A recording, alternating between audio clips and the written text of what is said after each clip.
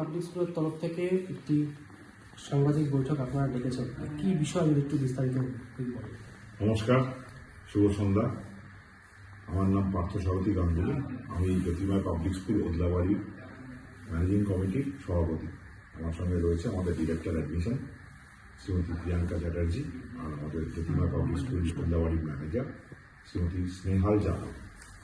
আমরা আগামী 12ই জানুয়ারি স্বামী বিবেকানন্দ 163তম জন্মবার্ষিকী উপলক্ষে একটা রান ফর পিস আমরা করছি। সেইটা একটা ম্যারাথন নামটা আমরা দিচ্ছি না, কেন এটা 46 কিলোমিটারের নিচে বলে ম্যারাথন নাম দেওয়া উচিত না। সেই জন্য আমরা রান ফর পিস নাম দিয়েছি। এর মূল উদ্দেশ্য হচ্ছে সমাজের কাছে একটা বার্তা নিয়ে যাওয়া, no to drugs, yes to football. অর্থাৎ ড্রাগস যে একটা বিরাট মেনাস, এটা সমাজের একটা ভীষণ বাজে জিনিস, এটার বিরুদ্ধে একটা প্রতিবাদ এবং একটা প্রতিরোধ গড়ে তোলার উদ্দেশ্যে এই প্রতিবাদ। তো আমরা চাইছি সমাজের সর্বস্তরের মানুষ, আমরা যেহেতু স্কুল একটা শিক্ষা প্রতিষ্ঠান, আমরা চাইছি আমাদের ছেলেমেয়েরা এখন থেকে সেটার পিছনে সজাগ হোক। কারণ সবচেয়ে বেশি কষ্ট বা সবচেয়ে বেশি ক্ষতিগ্রস্ত হচ্ছে স্কুলের ছেলেমেয়েরা। ছাত্রছাত্রীরাই সবচেয়ে বেশি ড্রাগসের দ্বারা, ড্রাগসের কবলটা তাদেরকেই করছে, ছবল মারছে সবচেয়ে বেশি। সেই জন্য আমরা তাদেরকে ইনভলভ করে সঙ্গে গার্জেন, সঙ্গে সমাজের সমস্ত নাগরিকদেরকে আমরা we are inviting them to take part in this. আর 12 তারিখে করা কেন? স্বামীজি নিজে বিভিন্ন এই জাতীয় সামাজিক প্রতিকূলতার উন্মোচনের জন্য উনি কিন্তু প্রচুর কাজ করেছেন। আর সবচেয়ে বড় তো ওনার একটা কথা আছে, সেই কথাটা হচ্ছে যে ফুটবল খেললে যা উপকার হয়, গীতার না পড়ে মানুষের ফুটবল খেললে বেশি উপকার হয়। এই কথাটাকে মাথায় রেখে আমরা কিন্তু এই no to drugs and yes to ফুটবলটাকে মাথায় রেখেছি। আর ওই দিন আমরা আরও একটা কাজ করতে চলেছি। আমাদের জ্যোতির্ময় পাবলিক স্কুল ওদলাবাড়ির প্রাঙ্গণে আমরা জ্যোতির্ময় স্পোর্টস একাডেমির দ্বারও উন্মোচন করতে চলেছি। ওখানে সব রকম খেলার সুযোগ থাকবে। আমরা মেনলি 10-15টা খেলা দিয়ে শুরু করতে চাইছি। তার মধ্যে যেমন খুব পপুলার খেলা হচ্ছে আপনার ফুটবল, ক্রিকেট, এগুলো থাকছেই। সঙ্গে টেবিল টেনিস, বাস্কেটবল, ভলিবল, সঙ্গে kabaddi, kho kho, taekwondo, roller skating, karate, yoga, এইসবগুলো থাকছে। চেস, টেবিল টেনিস, এইসবগুলো থাকছে। এবং আমরা চাইছি যে আমাদের ছেলের মেয়েরা প্রত্যেকে যে অলিম্পিয়ান হবে তা আমাদের নয়, কিন্তু প্রত্যেকের ন্যূনতম খেলাধুলা সম্বন্ধে একটা ওয়াকিবহাল হবে। সে যখন নাগরিক হয়ে উঠবে দেশের, তখন সেই খেলাধুলা সম্বন্ধে তার একটা জ্ঞান থাকবে, একটা ওরিয়েন্টেশন থাকবে। এটা আমরা চাই। সেই জন্য আমরা এই খেলাগুলো রাখছি। আর খেলাধুলার একটা বড় প্রাসঙ্গিকতা বলুন বা উপকারিতা বলুন রয়েছে towards one child growing up.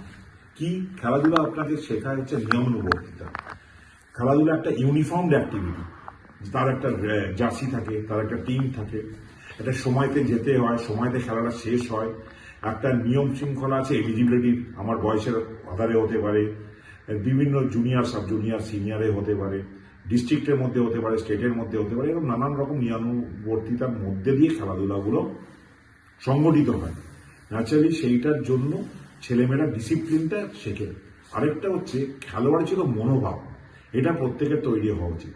একটা হচ্ছে সেলফ ডিসিপ্লিন, সেকেন্ড হচ্ছে দি কারেজ টু কম্পিট, অর্থাৎ প্রতিযোগিতা করার সাহস আর সহযোগিতা করার মানসিকতা। এই দুটো কিন্তু ভীষণভাবে দরকার যদি মানুষকে আগামী দিনে নেতৃত্ব দিতে হয়। তো বাচ্চাদের গড়ে তোলার মূলে এই দুটো ক্যারেক্টারিস্টিক যদি আমরা ঢোকাতে পারি খেলাধুলার মাধ্যমে, তাহলে কিন্তু তারা ভালো দায়িত্বশীল নাগরিক হয়ে উঠবে। আমরা চাইছি কি যে তখন খেলাধুলার মেন তফাৎটা কোথায়? একটা খেলোয়াড় কিন্তু তার প্রতিপক্ষকে শত্রুপক্ষ ভাবে না, তার পরিপূরক ভাবে। কেন আমার মাঠের উল্টো দিকে, আমার কোর্টের উল্টো দিকে যদি কোনো কেউ প্লেয়ার না থাকে, তাহলে আমি ইউজলেস। তো এইটা এরা জানে। এবং দেখবেন খেলার জেতার পর বা হারার পর সে কিন্তু প্রতিপক্ষের সঙ্গে আলিঙ্গন করে বা হাত মেলায়। এবং সে যদি খেলায় হেরে যায়, তার কিন্তু মাথা নিচু হয় না। আর সে যদি খেলা জিতেও যায়, তার নাক উঁচু হয় না। তো খেলা হারলেও যা আর জিতলেও তা, সেই যে মানসিকতা, সেটাই হচ্ছে খেলোয়াড়চিত মনোভাব। আমরা কথায় কথা অনেক সময় বলি খেলোয়াড়চিত মানসিকতার অভাব, স্পোর্টসম্যান স্পিরিটের অভাব।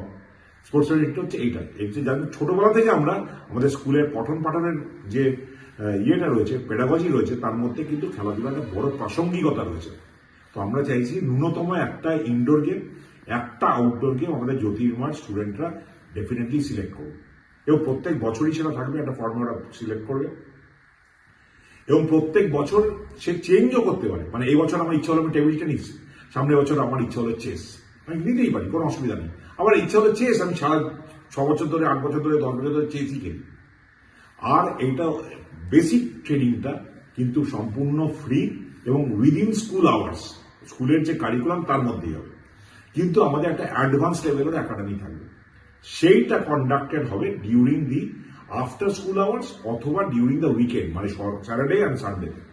এবং ওই যে অ্যাডভান্স একাডেমিটা হবে সেখানে প্রফেশনাল কোচরা থাকবে, সমস্ত থাকবে, এবং সেইখানে আপনার বাইরের স্টুডেন্টরাও জয়েন করতে পারে।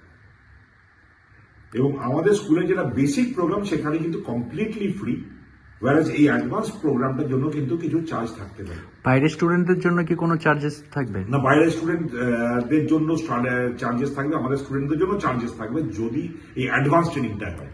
বেসিক ট্রেনিংটা only for school, Jyotirmoy public school student, and completely free.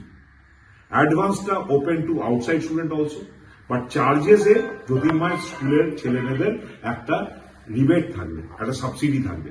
ধরুন যদি বাইরের ছেলের জন্য 100 টাকা হয় মাসে, তাহলে ওদের জন্য 70 টাকা হবে কি 60 টাকা হবে, এরকম কিছু একটা হবে, but they will get a subsidy. But ওই খেলাটা মানে ওটাকে আমরা ওপেন টু অল কেন করতে চাইছি, ভালো ছেলে মেয়েদেরকে বাইরে রাখলে আমাদের ছেলে মেয়েদের উন্নতি হবে না, যার জন্য তাদেরকে দরজাটা খুলে দিতে হবে। তারা যেমন খালি ছেলে মেয়েদের, স্কুলের ছেলে মেয়েদের সঙ্গে খেলবে, তারা বাইরের ছেলে মেয়েদের সঙ্গে খেললে তাদের মানে খেলার লেভেলটা, মানটা অনেক উন্নত হবে। সেই জন্য তাদেরকে আমরা রাখবো, এবং আমরা প্রফেশনাল কোচেস নিয়ে আসবো। আমি নিজে বিভিন্ন খেলার সঙ্গে যুক্ত, সেই জন্য আমার একটা অ্যাডভান্টেজ আছে, কারণ আমি কাবাডি রাজ্যের সেক্রেটারি। তো ন্যাচারালি সেখানে আমার সুবিধা আছে। কাবাডির বড় একটা খেলা, সেপক টাকরও একটা খেলা আছে, সেটা হচ্ছে আপনার পা দিয়ে ভলিবল খেলা, আপনারা জানেন কে জানি না, ওটা হচ্ছে মালয়েশিয়ার ন্যাশনাল গেম, ওটা এশিয়াতে হয় এবং ইন্ডিয়া টিম ভালো খেলে। ওই খেলাটাকে আমার এখানে ইন্ট্রোডিউস করার ইচ্ছে আছে। এছাড়া বাকি কমন খেলাগুলো তো থাকবে। 12 তারিখে যে অনুষ্ঠানটা হচ্ছে, এখানে কি বাইরের থেকে মানে পার্টিসিপেটরা অংশগ্রহণ করতে পারবে? হ্যাঁ, সবাই একদম ওপেন। আমরা 100 টাকা করে নিচ্ছি পার্টিসিপেশন চার্জ, এবং আমরা প্রত্যেককে পার্টিসিপেন্ট সার্টিফিকেট দিচ্ছি, এবং যারা যারা ফিনিশ করছে তাদেরকে মেডেল দিচ্ছি, এবং যারা যারা জিতবে মানে ফার্স্ট, সেকেন্ড, থার্ড হবে, মেয়েদের একটা আলাদা ক্যাটাগরি, ছেলেদের একটা আলাদা ক্যাটাগরি। এর মধ্যে যারা ফার্স্ট, সেকেন্ড, থার্ড হবে তারা ট্রফি পাবে। ট্রফির সঙ্গে সঙ্গে 5,000 টাকা ফার্স্ট প্রাইজ, 3,000 টাকা সেকেন্ড প্রাইজ, আর 2,000 টাকা থার্ড প্রাইজ পাবে। এটা কোথা থেকে শুরু হচ্ছে? আচ্ছা, শুরু হচ্ছে দুটো জায়গা থেকে। আমরা একটা শুরু করছি ডামডিং থেকে, আর একটা শুরু করছি বাগড়াকোট থেকে। এই দুটোই 13 কিলোমিটার রাস্তা হাঁটবে। 8টার সময় দুটো জায়গা থেকে একসঙ্গে ফ্ল্যাগ অফ হবে। ওদলাবাড়ি মোড়ে আমাদের মোটামুটি রাস্তা এসে মিলে যাবে, মিলে গিয়ে এটা গিয়ে আমাদের বাগান মোড় হয়ে আমাদের স্কুলের প্রাঙ্গণে শেষ হবে।